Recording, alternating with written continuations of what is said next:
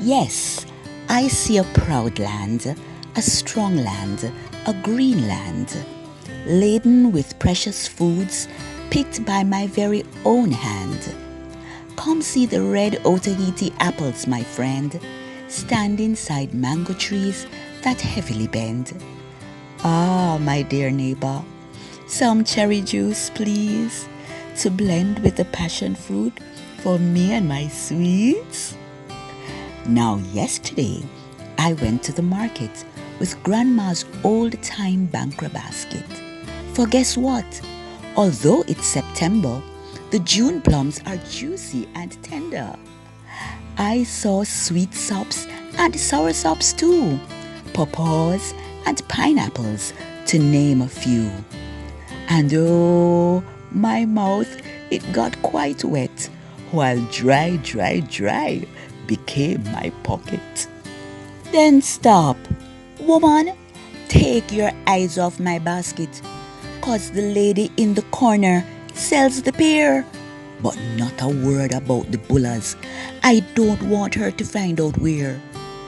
Mmm, bogwalk oranges taste quite fine, but those grapefruits trim my waistline.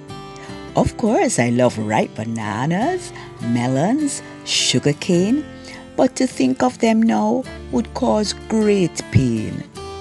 God must love us, because after Gilbert's reign, he sent the sun and things grew again. I once sojourned in the Castleton Hills, where men plant food like doctors give pills. And I remember the Irish potatoes that grew near soft and luscious tomatoes, the coconut and green banana trees that swayed in the wake of the country breeze. Imagine eating bread and fruit the very same time, boiled, roasted, or fried. The pleasure is all mine. They say ackee and saltfish is really quite dead, but too bad for them, it's already gone to my head. So has yam, pumpkin, cassava, and all those others that increase your saliva. Some people only see God in a look or a smile, but I see Him in the harvest all the while.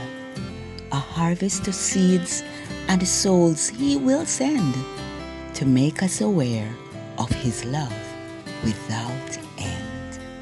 That was It's Harvest Time Again by Rosie McLegon Hines. Thank you for listening. Hope you enjoyed.